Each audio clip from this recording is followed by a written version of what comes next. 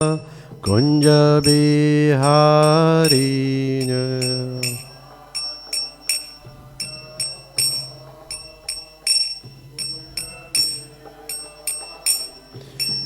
Gopijana Vallabha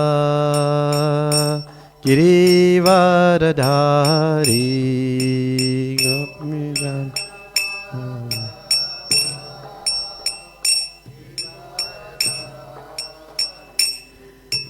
Yashodanandana Brajajana Ranjana Yashoda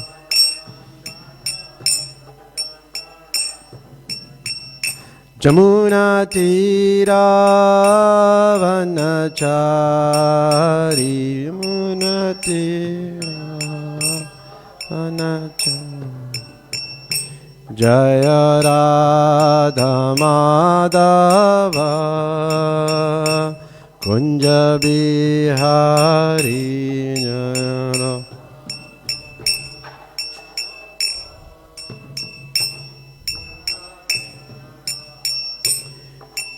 Gopijana Vallabha Girivaradhari Gopijana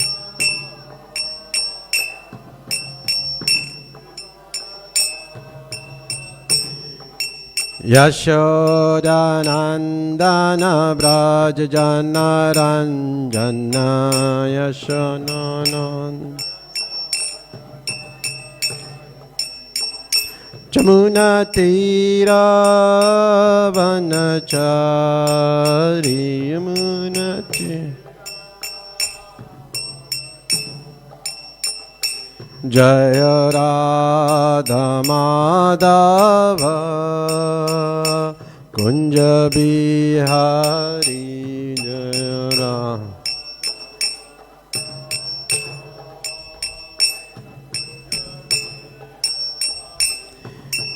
Gopijana Vallabha Girivaradhari Gopijana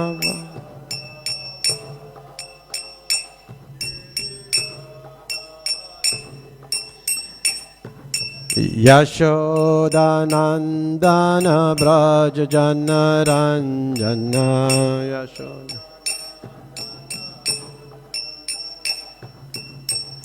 Jamuna Tira Vanachari Yamuna Tira Vanachari Yamuna Tira Vanachari Yamuna Tira Yamuna Tira Vanachari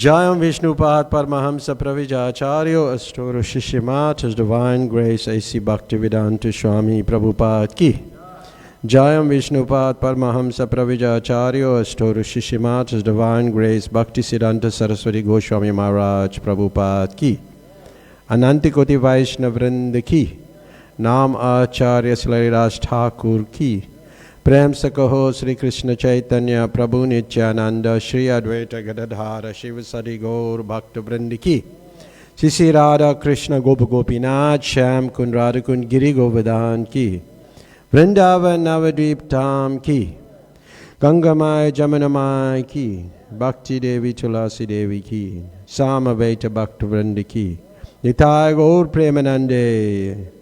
All glories to the assembled devotees. All glories to the assembled devotees. All glories to the assembled devotees. All glories to Shri Guru and Shri Gauranga. All glories to Srila Prabhupada. Srila Prabhupada Ki. Hare Krishna. Om Namo Bhagavate Vasudevaya.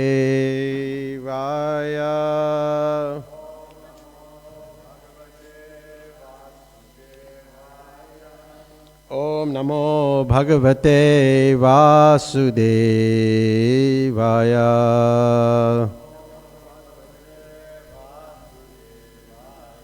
Om Namo Bhagavate Vasudevaya.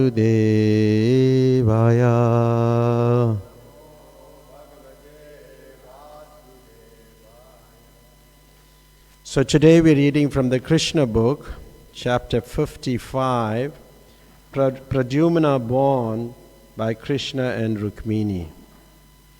So we will read, there's 11 paragraphs.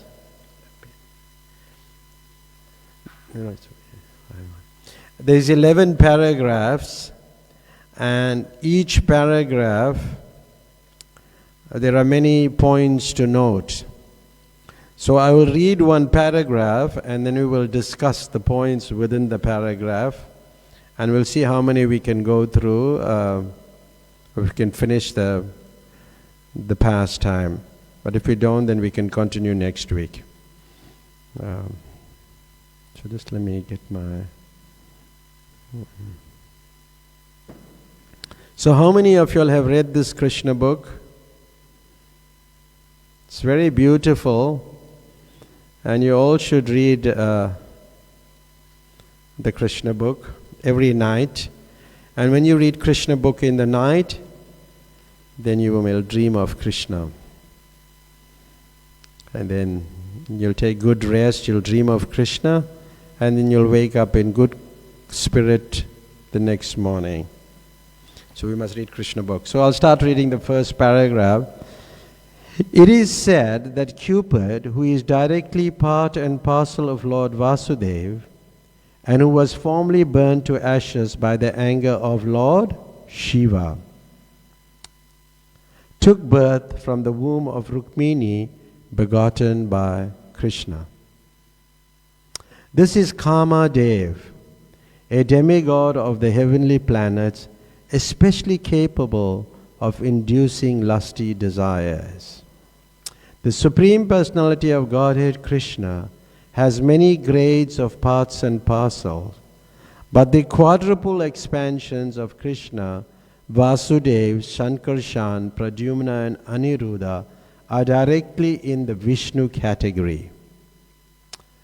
Kama, or the Cupid demigod, who later took birth from the womb of Rukmini, who was also named Pradyumna. But he cannot be the Pradyumna of the Vishnu category. He belongs to the category of the Jiva Tattva. But for exhibiting special power in the category of demigods, he was a part and parcel of the superpowers of Pradyumna. This is the verdict of the Goswamis. Therefore, when Cupid was burned to ashes by anger of Lord Shiva, he merged into the body of Vasudeva. And to get his body again, he was begotten in the womb of Rukmini by Lord Krishna himself. It's a very interesting way how it's done. Thus he was born as the son of Krishna and celebrated by the name Pradyumna. Because he was begotten by Lord Krishna directly, his qualities were most similar to those of Krishna. So the first point to note that Pradyumna was born by the divine union of Krishna and his wife Rukmini. So what does this indicate? It indicates a very sacred lineage. Very sacred lineage. Then we see Kamadev, and Kamadev is Cupid. And Cupid, so this pastime is tying up Pradyumna's birth to that of Cupid.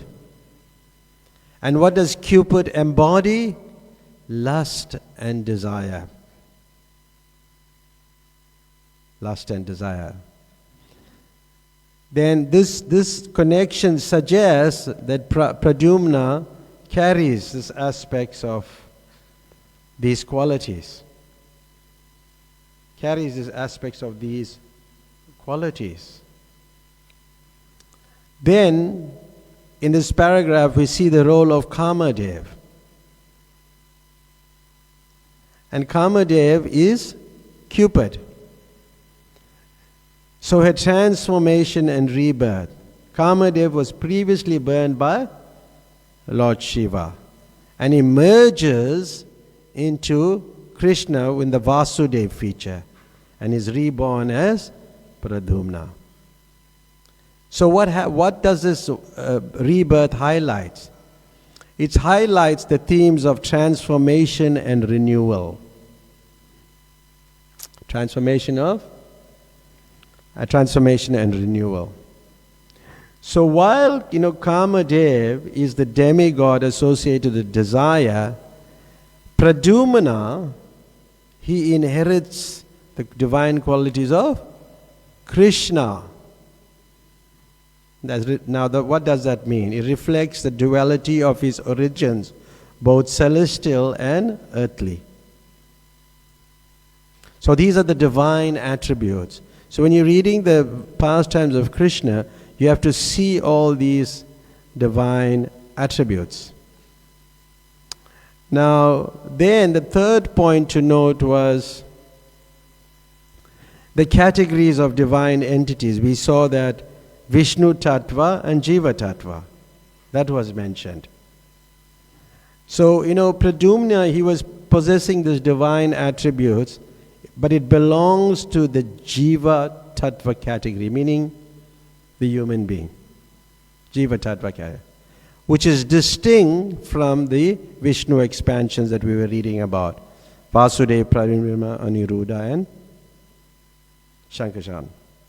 So this emphasizes, sometimes when we read all this, how Krishna expands in the spiritual world as Balaram, and from Balaram, then the first set of Chaturvyuha, this is what we mentioned, the Chaturvyuha expansion, and then another set of Chaturvyuha. When you hear all these things, it sounds very confusing, and people may not believe it. But this is the hierarchy.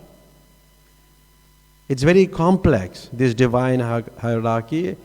It may be complex. It is. Sometimes people really don't understand how it works. And when we're reading these pastimes, we may not understand how it works. But we do understand that there's hierarchy. And these Chaturvyuha forms are in the Vaikuntha planets. So the expansion of Krishna, which we spoke about, the four expansions, Vasudeva, Shankarshan, Pradyumna and Anuruddha, indicating that while Pradyumna is part of Krishna's divine essence, he also occupies a unique role, and it's very unique, you see here. So this is, there are many things you can see on the fourth point you can note is the qualities and influences. Pradyumna was qualities mirrored those of Krishna because he was looking just like Krishna. What does it suggest? That he embodies that spiritual and emotional aspects of love and desire. That's what it means. So he's exhibiting special powers. Special power. Then, how do you see it from like a philosophical and theological perspective? How do you see what we just read? What do you see? The nature of desire. It's a powerful force that can lead to transformation of rebirth. The power of desire. And then we hear the Goswami's verdict. The teaching of the Goswamis. Teaching those the divine relationships.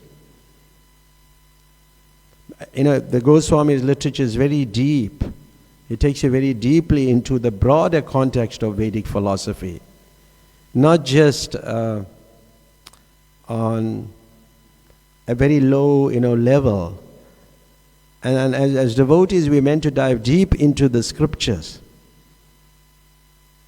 You have to dive deep into the scriptures. And when you dive into the Goswami's literature, then you'll get a different interpretation of Krishna consciousness. Because Krishna consciousness is dynamic. It's not static. It's dynamic. And when you read Krishna's pastimes, they're very deep. And you get a broader context of the Vedic philosophy.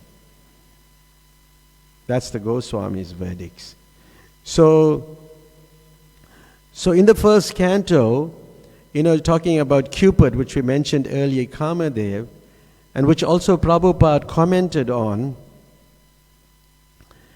in the first canto of the Srimad Bhagavatam, that Cupid, when Cupid shoots its arrow, even the most ugliest person will look very beautiful to you. Because once you shoot arrows,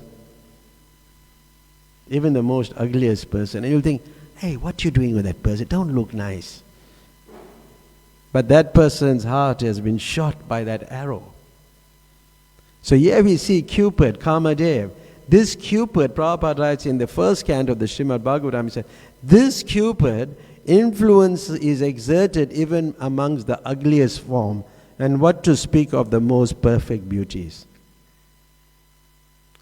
So Lord Shiva is considered the most tolerant, was also struck by Cupid's arrows. When you read in the Bhagavatam about Mohini Murti, and you see how he was running around, shows you. But Lord Krishna cannot be struck by Cupid's arrow. Why? Because he is self-sufficient and he is self-satisfied. So that's the first paragraph. Then the second paragraph is talking, and I'll read the second paragraph and I'll explain the second paragraph. There was a demon of the name Sambara who was destined to be killed by Pradyumna. The Sambara demon knew of his destiny, and as soon as he learned that Pradyumna had been born, he took the shape of a woman and kidnapped the baby from the maternity home less than 10 days after his birth. This is where kidnapping started off. This is the start of kidnapping children from the hospital, maternity ward. It's quite interesting. Yeah, it's not something new.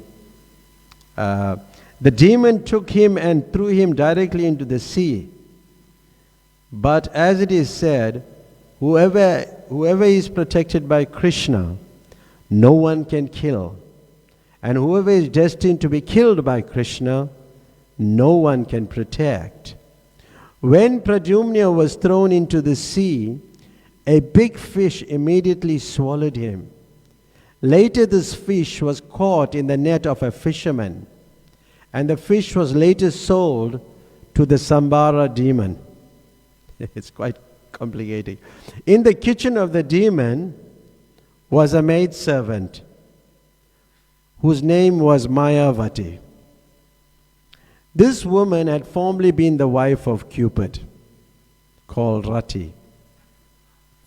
When the fish was presented to the demon Sambara, it was taken charge of by his cook,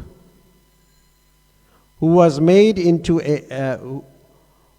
to make it into a palatable fish preparation with a lot of pulli and a lot of tamarind, imli, yeah. So make it into a fish preparation. Demons and Rakshasas are accustomed to eat fish and similar non-vegetarian foods. Demons like Ravan, Kamsa and Hiranyakashipu, although born of Brahmins and Kshatriya fathers, used to take meat and flesh without discrimination. This practice is still prevalent in India, and those who eat meat and fish are generally called demons and Rakshasas. So the second paragraph, what do we see here? There are many points to know. Destiny and divine protection. Now let's look at the demon Sambara. Was aware of his fate to be killed by Pradyumna. So that showcased the theme of destiny. Destiny. But his attempts to thwart that destiny, to stop the destiny, what he did, he started kidnapping the infant.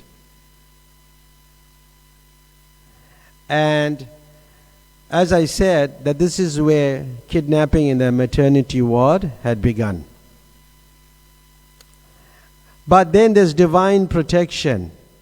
And the divine protection, which we just read, if Krishna wants to kill someone, nobody can protect him. And if Krishna wants to protect someone, then no one can kill him. So that indicates the divine protection or divine intervention. So Pradyumna, who is like the direct son of Krishna, and naturally or inherently, he's safeguarded from any harm. So what does this reinforces in us? Divine guardianship. And yesterday I was giving a class to there's some young girls, and then we were speaking about, the question arose about from the first chapter where Prabhupada, first chapter, where Arjuna is talking about how if we kill, if the men are killed, then the woman will be left alone, and then it will lead to family degradation and lead to good progeny in the future. So the students were arguing on different perspectives, but there was one mother in the class, and I said, would you like your maid to take charge of care for your child, or would you like to do it? Sisi Raghunath ki. So would you like your maid to take care of your child? Would you like your maid to become the mother, or would you like to be the mother? So many people, they have these maids, and the child become more accustomed to the maid's way of living. So that's not very good. But one young girl was arguing, well, we have to work, we have to do that. I reckon, yes, you have to do that thing. That's your choice. But when you have a child, and if you feel like that it must be taken care of by the maid, then do so. But that's your choice. But which is better? So another girl who was not married and is about to marry, and she said, I'm so lucky that when I come home, my mother is there, and my mother grew me up, and now I'm working and I'm studying and working, and food is always there, and I don't know what I'm going to do in the future, because it's such a nice situation.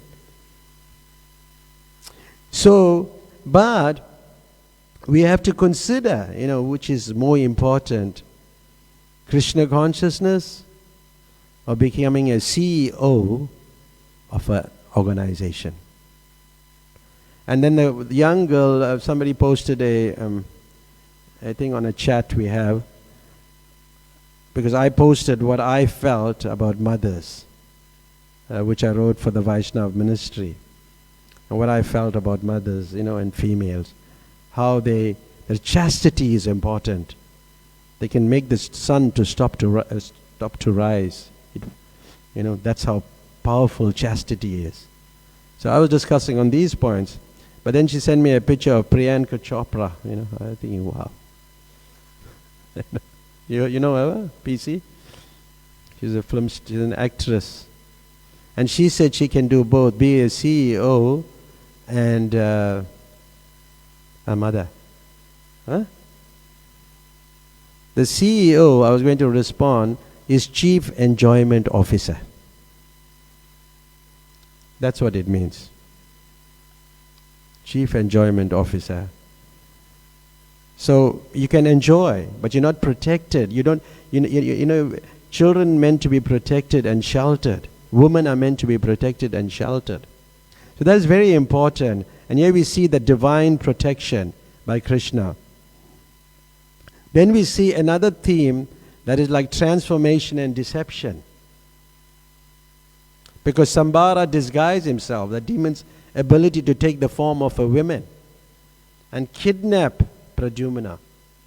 So what does that mean? That the person could transform themselves. And this is the nature of demons. Their deceptive nature comes out. Deceptive. Then we see in the paragraph we read about Mayavati and Rati. So Mayavati and Rati, you know, the connection of Mayavati to Rati is Cupid's wife. You know, it's sort of like a little confusing, but Mayavati's presence suggests a divine love, despite this demonic context that we're looking at. Then the third point we can learn from the paragraph is the cycle of life and death. Because, you know, the child was thrown into the water, but it was swallowed by a fish.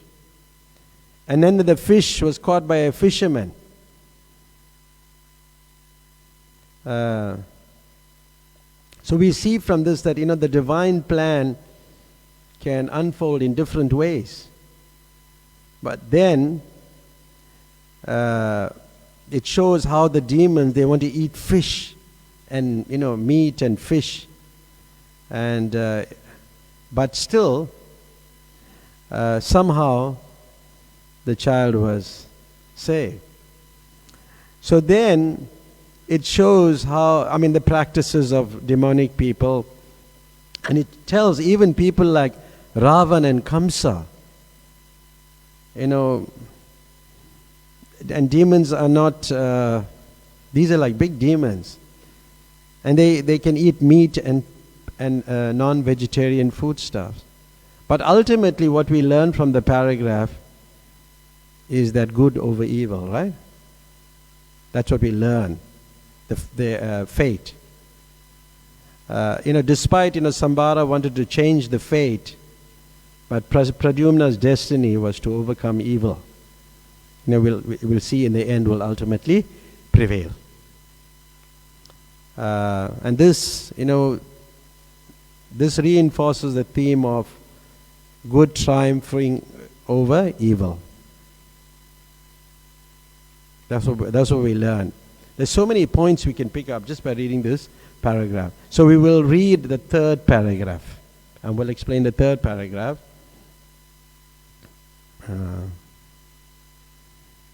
Let's see.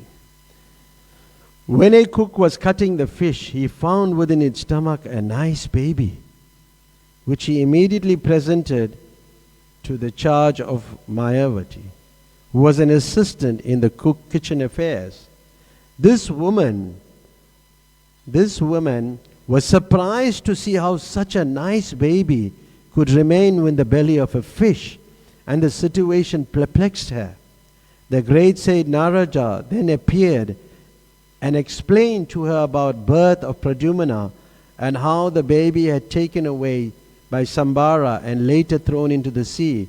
In this way the whole story was disclosed to Mayavati. Mayavati knew that she had previously been Rati, the wife of Cupid. After her husband was burned to ashes by the wrath of Lord Shiva, she was also expecting him to come back in a material form. The woman was engaged for cooking. This is more like khichdi. It's talking about the woman was engaged for cooking rice and dal in the kitchen. Khichdi. The woman, yeah.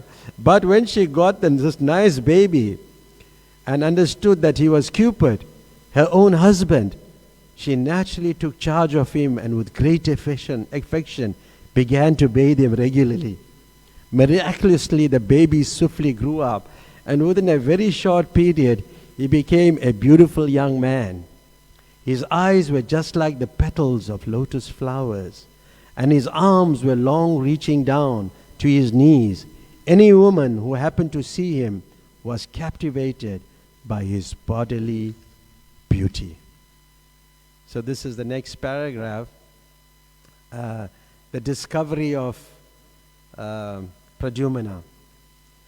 So the cooks, finding the baby within the fish, shows this miraculous nature of Pradyumna's survival.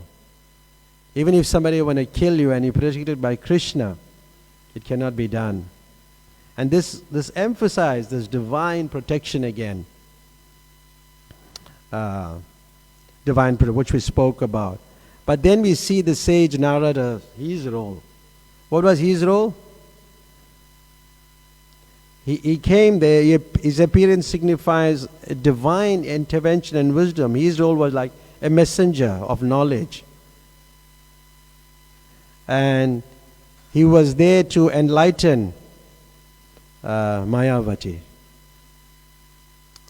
So then Mayavati recognized the baby.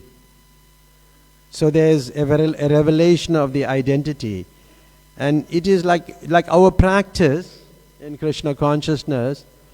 We know that we are spirit soul. That is, at least, we know we have an identity. Like people suffer from identity crisis also. But we have an identity. And we know that by gradually worshipping Krishna and serving the deities and serving Prabhupada, then our own position with Krishna will be revealed. We see that here, that's like Narada Muni. He's even in Narada Muni in the first canto of Srimad Bhagavatam. It's very inspiring to read how he remembered his past life, what he was, and how quickly it changed, and he like a lightning, and he remembered his spiritual form. He saw Krishna for a moment, and Krishna left. So he had this realization. So here we see that the realization that the baby was Pradyumna, previously Kamadev, and now Mayavati comes to know about it, and she's excited. So this is like how you have cycle of relationships. Like previously you had some lover, and then you get married, and then after a while, somehow she may come to the temple again, or you meet the person again, because we have attachment for the person, and sometime we meet, and then all those thoughts start coming with that cycle of relationship. So relationships dynamic between people. But here it highlights the past connections and the influence of present connections, emotions, feelings, like that. So then Mayavati is nurturing that maternal affection. And we learn, which we'll read in the end, from the 10th canto of Srimad Bhagavatam, nurturing this maternal affection. Because she had an immediate affection for Pradyumna. Immediately. And then that universal bond of motherhood, and transcending these different circumstances.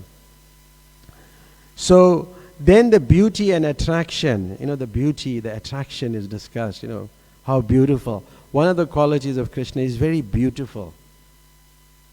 Isn't it? Very beautiful. But we, as Gaudiya followers, we like Radharani more. Huh? We're more attracted to Radharani, isn't it? I'm sure, most of y'all. Me too. I like Radharani, and Radharani must be always dressed like a young girl, very beautiful, very attractive. Beauty and attraction. And there you see the beauty and attraction of Pradyumna. His lotus eyes, his long arms. What does it symbolize? Divine attractiveness. When somebody has long arms, it's good. Can raise his arms. And this physical appeal, it plays a crucial role in the whole pastime, which we'll see. And what does a beautiful person, what happens? The ladies are captivated by such a beautiful person. So the captivation of women. So this beauty, it ties up with what we started speaking about Kamadev, the goddess of love, or the god of love, when she shoots an arrow. What happens? Now if you see somebody like Pradyumna, so attractive, what will happen? Naturally. So like that, there's so many things, so many points you can pick up from this pastime. Then, because Pradyumna, was previously Kamadev, so it's a little bit of like a mix of, you have to like follow this narrative very carefully.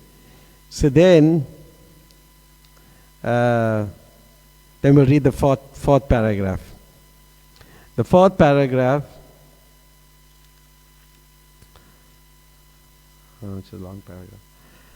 Mayavati could understand that her former husband Cupid was born as Pradyumna, had grown into such a nice young man, and she could gradually became captivated and lusty. Smiling before him with feminine attractiveness, she expressed a desire for sexual union. He therefore inquired from her, how is it possible that first you were affectionate like a mother, and now you're expressing the symptoms of a lusty woman? What is the reason for such a change?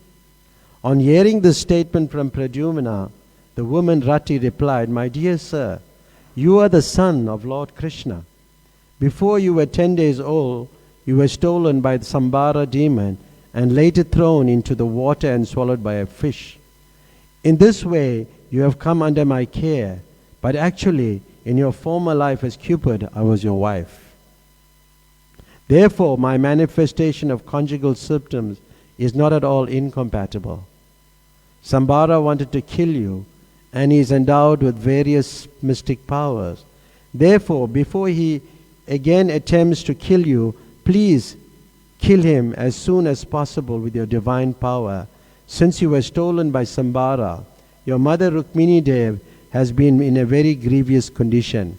So we can understand when somebody's child is stolen, what's the condition of the person. The person feel like giving up his body, when the child is not present.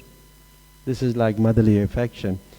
Like a Krurari bird who has lost her babies. You see sometimes birds when the nest fall from the penthouse, then when it falls down and the babies die, they cry, they cry. They have motherly affection, even in the life of birds. She was very affectionate towards you, and since you have been taken away from her, she has been living like a cow, aggrieved over the loss of its calf. Such beautiful description. That how the parent or the mother, especially the mother. See, the women are more emotional and the men are more rational. Therefore, the lady's weapon is the tears. So the way you deal with them, when they finish cry, then you talk to them. Isn't it? Huh? How do you deal with it? Young men? Bilba? You got some realization on this, isn't it? How do you deal with it? Okay, so like that. So it's natural, to feel that pain, and it's very painful. I mean, if your child is kidnapped, how painful it can be. Like when I first started work, then I was working at the department and I was transferred to a school to serve for a short period. And during that period, there was a child that was kidnapped in Alpine Road. And the child's name was Salushni. I just saw her, but we couldn't find her. We were looking everywhere. We went looking, and we couldn't find her. And the parents were in so much of pain. But later she was found dead. So it's very painful. So you can well imagine how painful it is. So it's miraculous, that Pradyumna had survived because the cook found the baby in the fish's stomach. So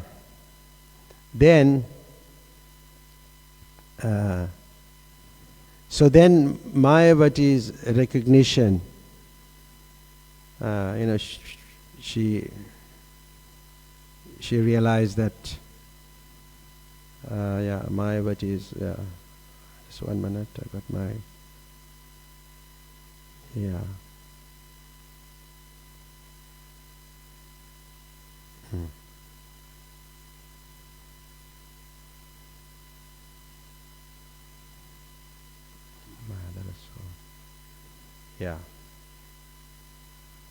So just let me move on to the next one. I don't know if that's going to make any point.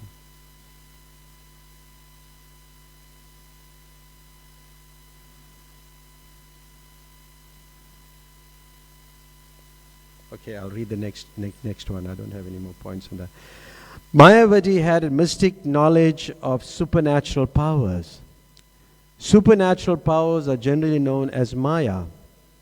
And to surpass all such powers, there is another supernatural power called Mahamaya. Mayavati had the knowledge of the mystic power of Mahamaya, and she delivered Pradyumna the specific energetic power in order to defeat the mystic powers of Sambara demon. Thus, being empowered by his wife, Pradyumna immediately went before Sambara and challenged him to fight. Pradyumna addressed him in a very strong language so that his temper would be agitated and he would be moved to fight. At Pradyumna's words, the demon Sambara, being insulted, fell just as a snake feels after being struck by someone's foot. Such descriptions given. A serpent cannot tolerate being kicked by another animal or a man, and it immediately bites its opponent. So this is such a, if you tramp a snake, it will bite you. So yes, so Mayavati's supernatural powers, comes out here. A mystery of Mahamaya. What does it highlight? It highlights the theme of divine empowerment. Like some people are empowered in a particular way. Just like, you'll have heard of Dhirendra Shastri. His name is Bhageshwar Baba. So Bhageshwar Baba in India is very powerful. He's a devotee of Hanuman, Sitaram and Lakshman and Hanuman. And he has this divine power. So people they have this empowerment. And you can go to him and he will take out a page and he'll write everything about you and give it. And when you read it, everything is true. It's quite favorable to ISKCON devotees, and you like ISKCON. But he says this power, this empowerment. So he was in a train once, I heard, and then, generally sadhus, when they wear saffron robe, they jump in the train, they're not going to buy ticket and all, they just jump in the train. But they meant to sit at least in the third class. First class people are paying, like quite some money. So he went and sat in the first class. So when he sat in the first class, the inspector came and said to him, "Hey, what you doing in the first class? At least, you know." So he looked at him, he told him his father's name. So because now you have to pay because that inspector is telling me to pay maybe 1,000 rupees or something which is a big money in, few thousand rupees for the first class or whatever. So then he told him, his father's name. Hey, this fellow got a shock because he doesn't know this person. Then he told him, "Oh, you got a problem, eh? I can see you have a problem. You can't have children."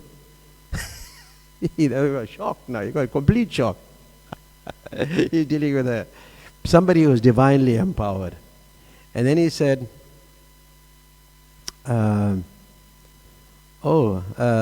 he told him other things, various other things, and then the guy was taken aback. So the inspector was asking for money. This fellow put his hand in the pocket, he took out some money, 1,000 rupees or whatever, and giving him. The sadhu. Because he was divinely empowered. And he told him he could help him. Anyway, but this is Bhageshwar Baba. So you have people who have this divine power that is given by the Lord. And here we see Mayavati had these supernatural powers. So that highlights the theme of divine empowerment. And her abilities signify that she plays a very, very crucial role in Pradyumna's journey. Then Maya as illusion and Maya. What is the distinction between Maya, illusion, and Maya? Greater illusion and transcendental power. Greater illusion. Yeah. So this is preparing him for that physical battle. And then the challenge comes. That confrontation and that challenge now. Pradyumna's challenge. So how does he challenge? Just like sometimes you want to fight with somebody, but now that person is keeping quiet. What you'll do? You'll go agitate him, isn't it? You'll tell something. Oh, you know how it works. We all do these things. So we'll go agitate the person. Oh, what you looking at me like that for? Or something like that. And we start the fight. Got it, Premagali? It's like that. So, to start the fight. So, but then he was, his direct challenge shows his bravery. The direct challenge. And that embodies when somebody challenges you, it means he's a hero. Just like, if somebody is strong, but if you go and, you start challenging the person can retreat. Just like sometimes you have bullies in schools and other places you have bullies. And then, he's bullying everybody and everybody's afraid. But one person, he goes first and attacks the person. Then the person retreats. It's like that. Isn't it? We also used to do these things when we were young. We would challenge people like that. Yeah. So you can see that the strategic insult, it's very strategic. Use strong language to provoke Sambara. Strong language. It's like what you would call it in English language, you'll call it a psychological warfare. It's very effective when you use strong language. It can overcome that person's physical strength, your opponent's physical strength. So it's by using strong language. Then we see the serpent. Right? We see the serpent. And how's that comparison? It's very good, that if somebody like tramps a serpent, it'll bite you. But also, when you're dealing with demonic people or demons, when you provoke them, then it increases their rage. Their violent nature comes out more. It comes out more. And you see that instinctive response, like the serpent, it cannot tolerate anybody's insult. It'll just attack. So we see that in this particular pastime. And then we can learn from this, that how do we respond if somebody insults us? What will we do? If you remain silent, you beat that person. Because he doesn't know what to say. Isn't it? He wouldn't know what to say because if you keep quiet and he's keep insulting you, then he loses because he'll get tired. It's a very good strategy. Like sometimes, you may go to a meeting, and I happened to attend one meeting like that, and I could have this like sixth sense, that this whole thing was pre-planned, and everything has been discussed. So what I'm going to tell? So I started remaining silent, but they started getting agitated. I remained silent, and the person was getting agitated. So when you remain silent, you defeat the person. Like sometimes, people may criticize you for different things. They will criticize you in different ways, and some things may not be true. But if you leave it, you beat them. They're thinking they're winning.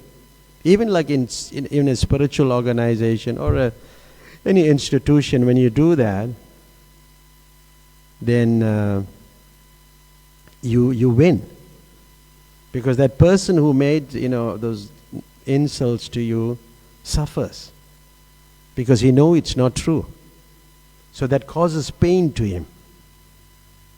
But in Vedic system, like if somebody is insulting you then you'll say, oh, but people will take advantage of us. Then you'll be like this serpent.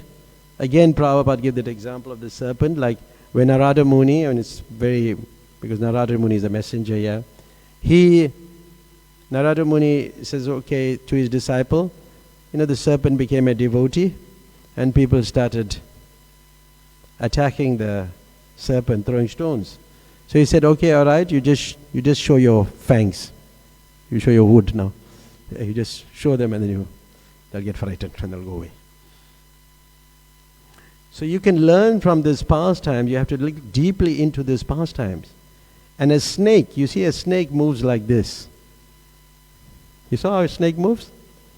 Not in a straight fashion. It moves like that.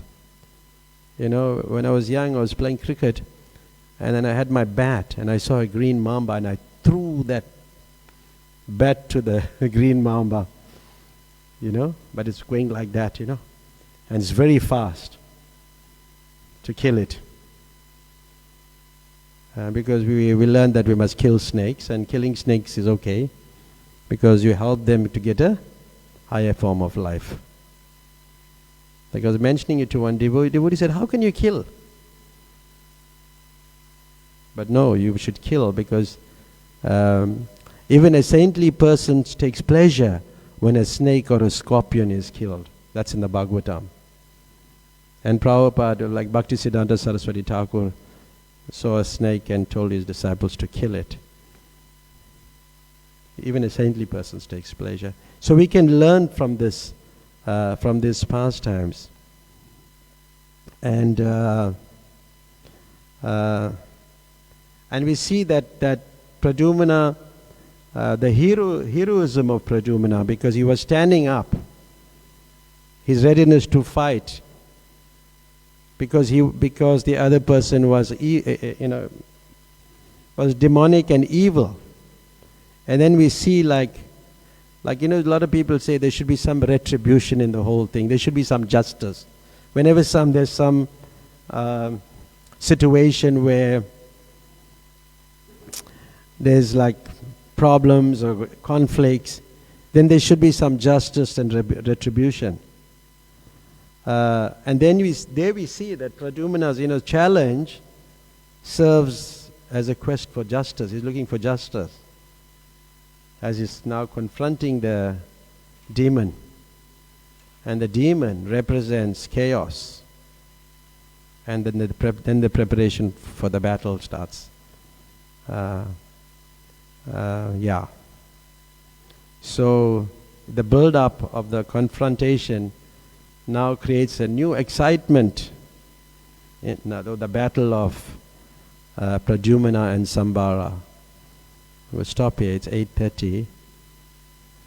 But we are on the fourth paragraph. Fourth or fifth paragraph. Let's check. We are on the fifth paragraph. So the next person can continue discussing this. It's quite interesting, the balance of it, the motherly affection and how, having motherly affection and having conjugal affection. It can be discussed, next week. Hare Krishna. Thank you very much. Any comments? Srila Prabhupada ki.